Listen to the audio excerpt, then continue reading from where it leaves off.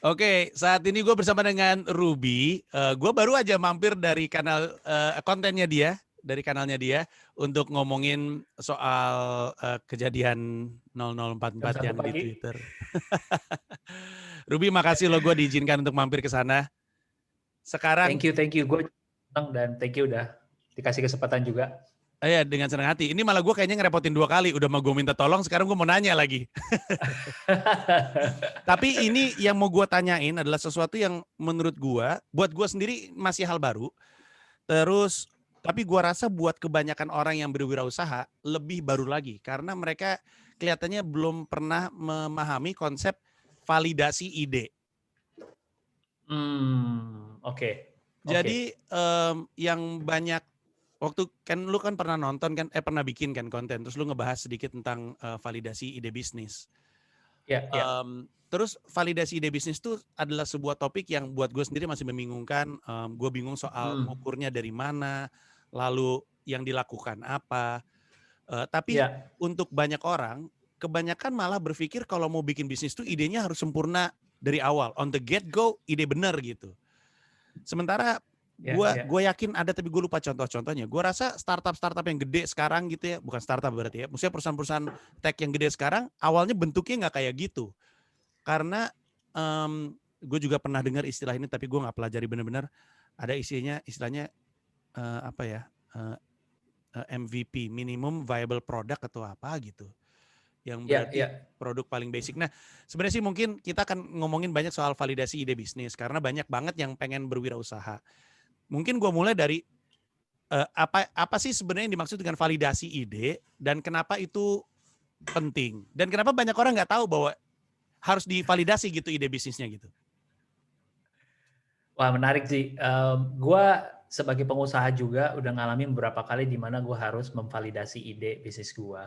Gue pertama belajar ini dalam konteks startup tentunya. Mungkin teman-teman di sini kalau ada yang nonton pernah baca buku Lean Startup.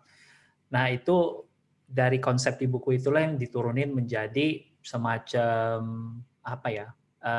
Namanya Lean Startup Board. Jadi lo disuruh validasi ide, validasi market dan macam-macam. Validasi apa sih? Simpelnya tuh kayak lo pengen jualan cookies gitu. Ya nggak lu langsung buru-buru bikin brandnya, logo yang keren, cari nama, daftarin ke apa namanya patennya. Terus pas lu kasih ke orang, produknya udah jadi 3 bulan kemudian, orang nyicip, sorry nih, ini rasanya manis banget, nggak cocok. Right? Yeah. Mendingan yang lu lakukan adalah lu bikin cookiesnya gratis, lu bagiin ke teman-teman sekeliling lu, right? Belum ada brand, belum ada merek, ya lu sampling ke 10 orang, terus dapetin feedback-nya dulu. Oh, 10 orang ini lu kasih feedback form. Manisnya menurut lu cocok apa enggak? Tebelnya menurut cocok apa enggak? Terlalu ngenyangin apa enggak? Mahte apa enggak gitu kan. Nah, dari 10 itu kalau ternyata misalnya 9 udah suka banget, itu validasi. Baru tuh lo baru pusingin brand lah, packaging lah, daftarin haki. Simpelnya gitu sih, Ji. Biar nggak kepanjangan dulu. Oke, itu berarti validasi ide bisnis itu kan bukan sebuah tahap yang 100% dimiliki oleh tech startup gitu. Sekiranya ada orang Ya, mau jualan bawang goreng, ya, dan walaupun dia tahu yang jualan bawang goreng banyak, atau kan sekarang zaman sekarang kan ya, banyak sambal botol tuh, sambal botol banyak ya, banget. ya. Sebenarnya pada level seperti itu pun tetap ada yang harus divalidasi kan? Atau misalnya, oh secara ide sih nggak harus divalidasi, kan kita tahu marketnya udah ada. Kayak gimana nih kalau di tahap kayak gini UMKM gitu? Menurut gua sih tetap perlu ada validasi karena pada akhirnya ide kita seberapa brilian pun terlalu banyak variabel. Mungkin lu juga paham, Ji. Ini mirip sebenarnya kayak gayanya komika sih sebenarnya. Honestly Ya. ya, gue belajar soal validasi ini juga dari komika loh. Kayak gue seneng banget Jerry Seinfeld, gue seneng banget Ricky Gervais, dan banyak banget lah. Salah satu yang gue suka adalah mereka ngetes beatnya mereka 2 menit, 3 menit di apa namanya kalau komedi club lokal yang Iya. kecil, Iya. terus dia ngetes kan lucu apa enggak, Iya. right? Iya. Kalau nggak lucu, ya dia perbaiki, dia ganti, dia revise, punchline-nya mungkin dirubah, timing-nya mungkin dirubah, sampai akhirnya dia ketemu kumpulan beat-beat yang akhirnya cukup untuk jadi specials buat 1 jam 1 jam setengah gitu. Iya. Right? Nah itu kan sebenarnya validasi itu ya. Iya, betul, betul sekali. Betul. Nah jadi kalau dibalik nih ya, jokes juga banyak banget kan. Lu juga udah tahu market lu kan, Ci. Iya, Kira-kira nih mereka. Tapi kan lu nggak bisa bilang, kalau gue bikin kayak gini pasti ketawa nih. betul, Belum tentu. betul. Right? Nah itulah pentingnya menurut gue validasi sih. Ya, tapi kan gini ya, seperti juga menulis joke atau memvalidasi joke, memvalidasi ide Ya, bisnis datang dengan resiko. Eh ya, gue agak susah untuk menjelaskan. Gue coba untuk ngomong aja ya. Kalau misalnya ya, kita bikin dulu produk, kemudian kita sampling tanpa ya, dijual, berarti kan kita ya, udah ada modal produksi itu. Kalau di stand up betul. comedy, kita udah ada resikonya dengan anyep di depan orang. Jadi kita udah keluarin itu, kita udah, hey ini ada Iya, Panji Pragiwaksono lagi ngetes joke, pas dia yang lempar nggak kena. Jadi ada resiko itu. Tapi di sisi iya, lain di stand up comedy, dan ini juga gua bahas di kantor, stand up comedian tuh nggak ada nanya ke penonton, penonton joke yang bagus apa ya? Ntar gue tulisin dah. Nggak kayak gitu. iya, Karena iya, kadang-kadang penonton nggak tahu apa yang lucu dan nggak tahu gimana cara bikin lucu. Jadi tanggung jawab kreasinya ada di kita. Validasinya adalah iya, dari respon. Nah, kalau kita balik ke betul. bisnis, apakah validasi ide bisnis itu harus jadi produk dulu untuk dites langsung sama masyarakat, tapi kita tahu itu datang dengan resiko, ada biaya? Atau emang nggak bisa ya validasi ide tuh survei aja gitu, bikin kuesioner, mau nggak sih bikin kayak gini-gini gitu? Bisa nggak sih validasi ide Ya. hanya lewat kuesioner atau emang harus lewat produk? Nah, gua jujur pernah juga bikin validasi ide dalam bentuk kuesioner gitu. Hmm.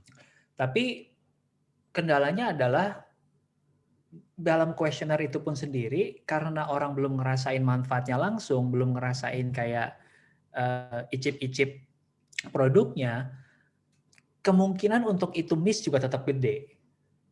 Hmm. Right? Hmm. Kita mungkin ngelebarin ya. Kalau tadi kita ngambil contoh makanan, gitu. Makanan mungkin mirip sama jokes. Lu ngelihat dia respon, dia nambah apa enggak nih? Oh nambah, Hmm. berarti cocok, gitu kan? Ya, ya, Oh dia ya, ketawa, oh ya berarti cocok, gitu. ya. Tapi misalnya kayak produk-produk lain, let's say kalau di dunia startup, lu mau bikin sebuah aplikasi yang lu ngerasa aplikasi ini menjawab masalah orang. Hmm. Lu nggak kucuk-kucuk langsung ngabisin berapa puluh M, karena untuk bikin app yang benar-benar bagus, itu range-nya mulai dari 100 juta sampai berapa miliar juga bisa gitu. Hmm. Right? Nah, daripada lu habis berapa miliar terus lu menemukan ini nggak fit, ya mendingan lu ngabis berapa ratus juta, right? Untuk ngecek, kasih fitur-fitur basicnya dulu, yang tadi lu sebut minimum viable product.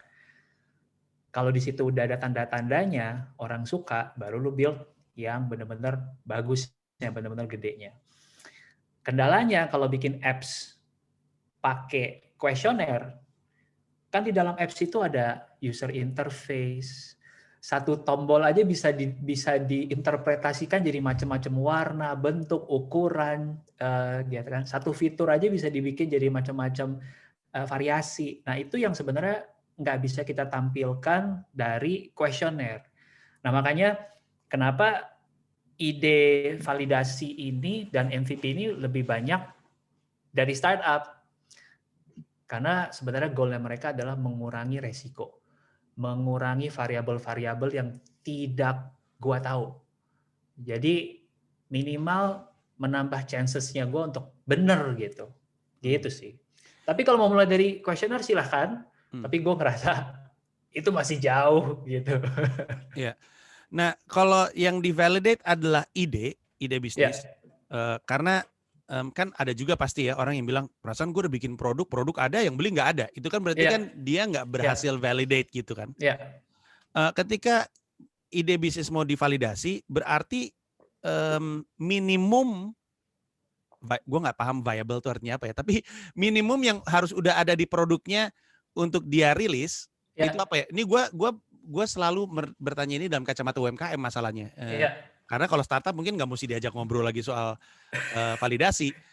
Benar.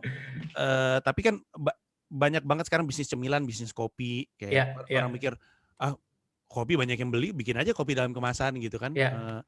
Nah, tapi kalau misalnya ada UMKM mau mulai validasi, berarti yang divalidasi adalah minimalnya apakah ada yang mau beli produk ini. Udah segitu dulu ya. Jadi sebelum lu ngeluarin duit untuk brand, untuk desain, apakah ada yang mau beli, gitu aja dulu. Betul. Nah, apakah ada yang mau beli ini? Turunannya 2, Ji. Satu kan ada faktor si produk, ada faktor si marketnya. Right? Kadangkala kita punya produk yang cocok, tapi waktu kita ngetes tuh kita belum ngetes ke market yang tepat. Nah, itu mungkin yang tadi gue belum lengkap ceritain. Ini kenapa gue suka Lean Startup Method ini atau validasi method ini. Yang divalidasi bukan cuma idenya saja, tapi konteks ide itu di market apa. Bahkan sekarang nggak kaget, banyak anak-anak Gen Z terutama yang saking canggihnya, gue bikin marketnya dulu aja. Nanti mau jualin mereka apa, urusan gue. Wow. Gitu. Nah, kalau kita ngelihat polanya udah ada nih, Ji. Misalnya ya, banyak orang yang bikin konten misalnya, if I were you, gue akan bikin konten-konten yang isinya adalah kumpulan bercandaan gitu. Right? Kumpulan humor, jokes, ya nggak penting dari mana. Yang penting gue kumpulin orang-orang yang suka hal-hal yang lucu. Suka hal-hal yang ngejoke. Pakai meme, pakai potongan video dari mana, gue cari. Sampai audiens di Instagramnya let's say 1 juta. Ketika udah ada 1 juta, gue dapet datanya dong dari sosial media. Oh ini audiensnya 20-30, paling banyak cowok apa cewek, areanya di mana di Indonesia. Mulai gue testing. Gue bikin salah satu komikanya lu di Comika, kasih cuplikannya 1 menit di dalam postingan Instagram lo. Ya kan? Lihat responnya orang dari 1 juta ini, cocok nggak nih sama komika yang ini?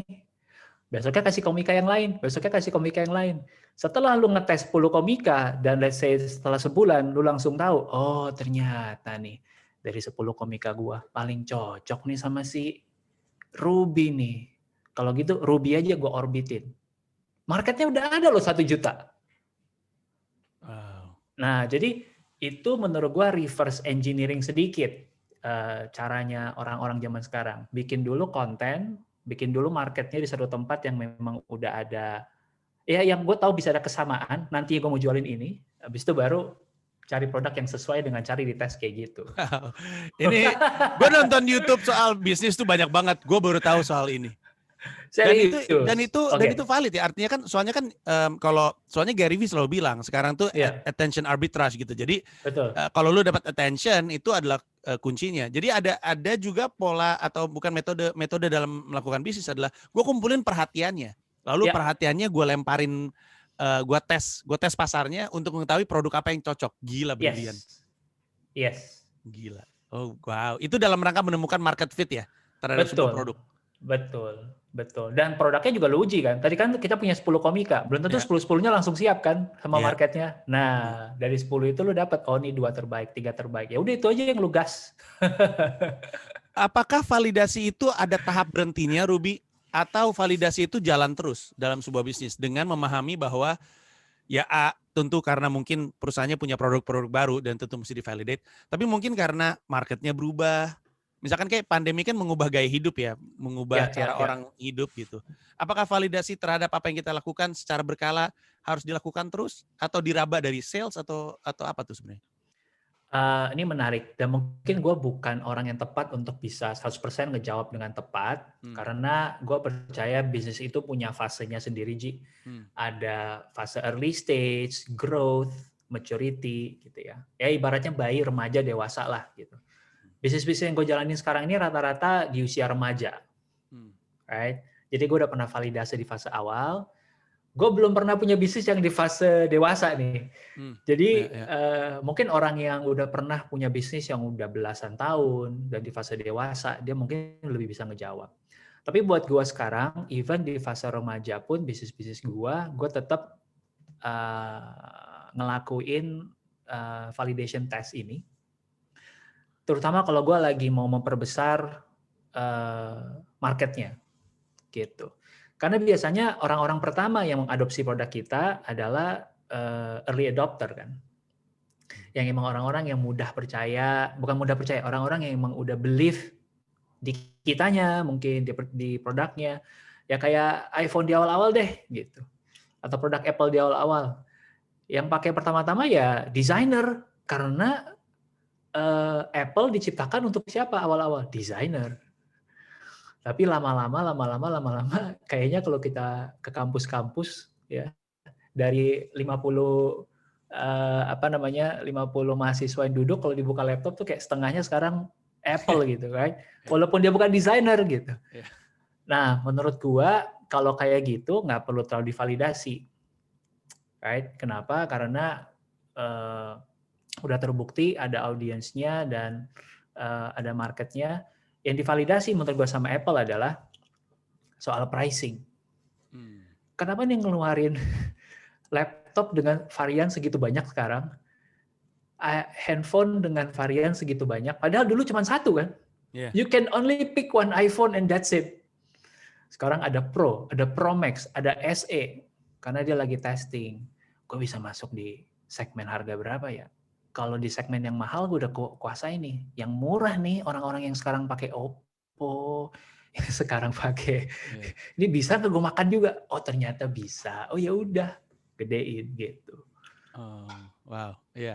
Gue juga waktu itu pernah baca Apple tuh kesulitan banget masuk ke pasar India karena harganya terlalu premium untuk kebanyakan orang di India.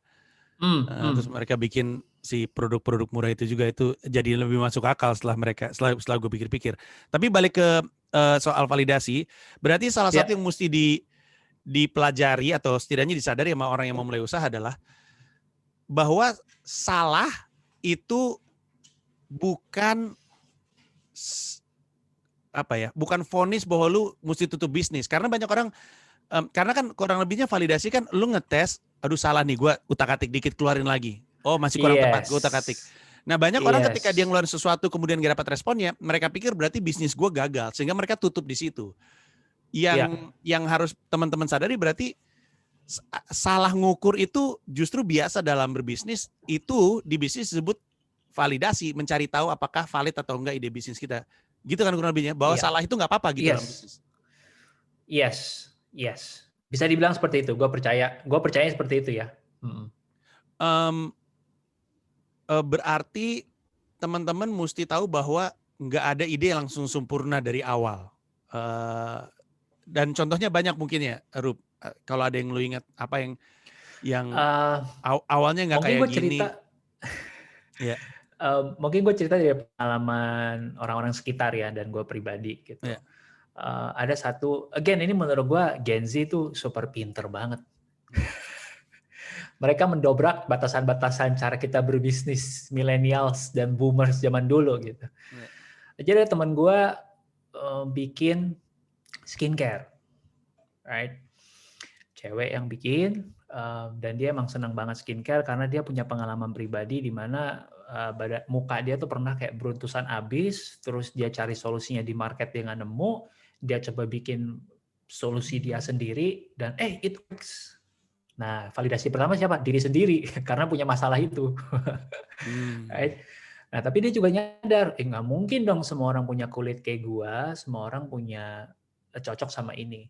Gua pengen ngetes berapa persen dari populasi yang kira-kira akan cocok sama ini. Semakin besar yang cocok, semakin besar market gua. Nah, jadi dia bikin skincare-nya, sampling sekitar 100-an. Lalu dia hangout aja tuh di food court di sebuah mall. Terus memberanikan diri untuk datang ke cewek-cewek lain.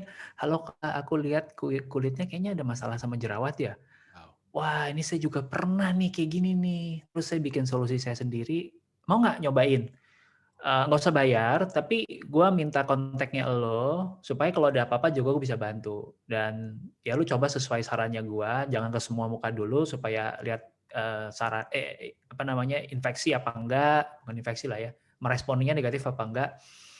Terus ya udah. Akhirnya setelah beberapa waktu dia duduk di food court itu dapatlah 100 orang yang sampling pertama. Ada dari 100 ini variasinya beda-beda. Ada yang works banget, ada yang biasa aja, ada yang nggak ngepek. Right? Tapi ternyata yang responnya positif itu lebih dari setengah. Gitu. Nah ini udah menjadi tanda-tanda kan. Wah ternyata ini lebih dari setengah nih dari cewek-cewek butuh. Setengah dari cewek aja gue udah happy bro.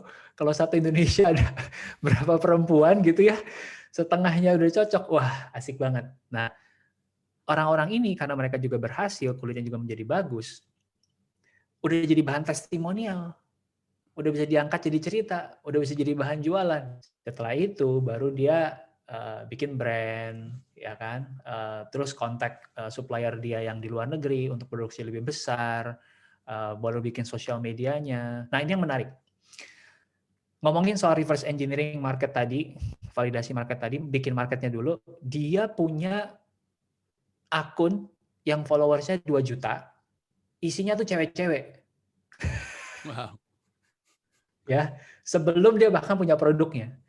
Nah, ketika sebelum produknya rilis, dia udah create curiosity dulu.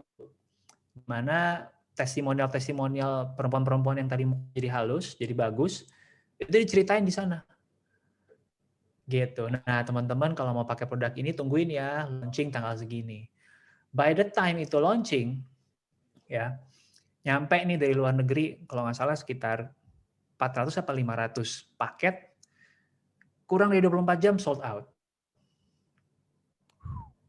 Nah, itulah menurut gue the beauty of validating your idea. Nah, yang belum gue ceritakan tadi di tengah-tengah adalah produk skincare dia bukan cuma satu kan, ada banyak.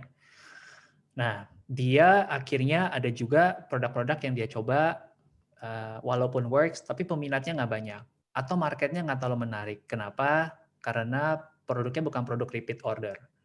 Artinya orang beli sekali, udah nggak beli lagi, right? Nah itu kan nggak bagus buat bisnis tuh, ya kan? Nah akhirnya dia ngetes beberapa produk, dapatlah produk yang orang suka, works di kulit mereka, dan setiap bulan pasti akan repeat lagi, gitu. Wow, menarik Gue sekali. nggak bisa share brandnya karena takut gue kena Ya nggak apa-apa, tapi isu, itu tapi kalau mau DM gue akan ceritain. ya, tapi itu apa namanya, kita bisa ngeraba bahwa itu ini cerita yang datang dari kejadian yang nyata dan orang bisa ngeraba, oh gue jadi paham maksudnya. Dan setelah gue pikir-pikir, sebenarnya ya validasi itu harusnya juga dijadiin semacam kebiasaan atau mungkin budaya dalam berwirausaha, karena yang validasi kadang-kadang bukan cuma ide doang, kadang-kadang yang mesti divalidate itu metode komunikasinya. Iya nggak sih maksudnya? Jadi bukan cuman idenya yang divalidate, banyak, ada market tadi kan, validasi market kan, ada validasi cara komunikasinya, bikin produk untuk perempuan misalnya, terus karena kita perempuan atau mungkin produknya perempuan, terus kita pikir oh ini bahasanya kayak gini aja nih cara nyampeinnya, ternyata nggak resonate di audience-nya. Terus ketika dia ganti metode komunikasi dengan misalnya gayanya, misalnya ya dalam hal ini Melanie Ricardo. Gue suka banget menggunakan istilah contoh Melanie Ricardo karena dia perempuan yang berkarakter. Dulu waktu awal-awal orang ngerasa masa penyiar kayak gitu, suaranya serak-serak nggak jelas kayak gitu. Tapi belakangan Melanie Ricardo itu terutama di grupnya Merah ya, itu punya pengikut yang kuat banget karena ternyata banyak perempuan berharap bisa ngomong kayak dia, percaya diri kayak dia, berani beropini kayak dia, and she has massive following karena banyak perempuan pengen kayak dia. Gue tuh kalau ngomong tuh gue pengen kayak dia gitu. Ada juga yang kayak gitu. Nah terus misalnya ya udah kita ganti aja metode komunikasinya, ternyata works. Jadi kadang-kadang cara kita berkomunikasi ke audiens kita itu juga mesti di-validate karena belum tentu sekali lempar langsung jadi gitu. Itu juga kan berarti emang di segala lini emang semua tuh mesti divalidasi gitu. Ada eksperimennya gitu. Agree, benar. Gua percaya bahwa eksperimen itu adalah caranya kita tadi untuk mengurangi resiko. Mendingan gua spend kecil, lalu gua tahu kira-kira nih kemungkinan suksesnya gimana, daripada gue langsung spend gede. Intinya itu. Tapi you raise a very interesting point, bahwa komunikasinya pun perlu divalidate. Ini jadi gue cerita lagi. Gak apa-apa ya panjang? Gak apa-apa. Jadi teman-teman bahkan di dunia marketing gitu ya, marketing itu ya komunikasi gitu kan, uh, uh, manajemen komunikasi Ya. itu marketing. Sehingga ada satu istilah sekarang namanya performance marketing. Apa sih performance marketing itu? Dia spesifik mencari kombinasi antara copywriting, video, foto, dan insentif. Insentif mungkin bisa bentuk diskon, bisa bentuknya promo, yang bisa memberikan conversion rate paling tinggi. Jadi di orang kerjanya ngapain nih kasarnya? Tiap hari bikin Instagram ads yang beda-beda. Hari ini gue coba pakai foto cewek ini, besok gue coba pakai foto Panji misalnya. Besok gue pakai Panji tapi kata-kata panggilannya beda, call to actionnya beda. Besok gue pakai Panji, call to actionnya beda, sama tapi promonya beda. Untuk akhirnya sampai ketemu satu formula foto, video, copywriting, dan insentif yang kasih tadi conversion rate bagus banget. Misalnya gue kalau pasang ads 1 juta, bisa datengin gue revenue 100 juta. Wah itu bagus banget tuh. Nah ada orang sekarang yang bahkan kerjaannya begitu doang, ngetes Instagram ads. Wow. Wah, keren sekali. Aduh, ini buat saya tinggi sekali manfaatnya obrolan kita. Ada yang mau dites, Ji? Ya itu semua dagangan-dagangan dan produk-produk gua. Lucu sekali bagaimana kadang-kadang ngobrol sama orang itu ngebuka lajur-lajur baru yang tadinya lu pikir nggak ada, sehingga jadi opsi untuk lu jelajahin tuh lajur gitu. Itu rasanya gua ngobrol hari ini sama lu. Ruby, terima kasih banyak atas waktunya. Gua belajar banyak sekali soal validasi. Dan moga-moga yang nonton juga ngerasa ada manfaatnya, karena gue nggak tahu kerasa di lu atau enggak, tapi keinginan untuk orang belajar wirausaha yang memang selalu gede, makin kerasa gedenya belakangan ini. Mungkin karena pandemi membuat orang jadi mau berwirausaha, karena mereka mungkin dilepas dari dunia kerja mereka karena mungkin ada bos yang suka WhatsApp jam 00.44. Tapi gua sih merasa ada manfaatnya banget. Ruby, terima kasih sekali lagi atas waktunya. Kita bakal tutup sampai sini. Ada yang mau lu sampaikan sama penonton, mumpung lagi di sini, ada yang mau diceritakan mungkin atau apa? Gua nggak tahu apakah ada teman-teman di sini yang di usia 20-an awal dan mungkin lagi galau antara gue menjadi pengusaha atau gue jadi profesional atau gue berkarir yang lain yang mungkin agak sedikit di luar kebiasaan lah, misalnya jadi komika gitu, right? Terus join di comikanya Panji gitu. Gue di posisi persimpangan itu, dan gue tulis banyak banget soal ini di buku gue. Teman-teman bisa cari, namanya You Do You. Sebentar, gue kasih lihat ya. Mungkin biar teman-teman kebayang. Namanya You Do You. The reason I write this book is karena banyak orang akhirnya menghidupi mimpinya orang lain. Gitu. Gue jadi pengusaha karena, iya kayaknya seksi ya, teman gue pada jadi pengusaha gitu. Padahal di dalam diri dia, kekuatannya dia, kelebihannya dia, strength-nya dia, dan apa yang dia enjoy sebenarnya, dia sebenarnya lebih cocok menjadi pengusaha dalam konteks profesional. Dan itu nggak ada yang salah, nggak ada yang benar. Kita hari ini ngomongin wirausaha sebagai salah satu opsi, bukan berarti yang paling superior. Jadi teman-teman, itu aja terakhir dari gua. Nggak ada yang salah dengan menjadi profesional, as long as you know itu sejalan sama nilai yang lo pegang dalam hidup lo. Gitu sih, Ji. Ruby, terima kasih banyak atas informasinya. Untuk yang pengen nyari buku You Do You, silakan cek juga semua asetnya Ruby di Instagram, di YouTube. Sekali lagi Ruby, terima kasih banyak, sukses terus. Thank you. Bye-bye. Thank you, Ji.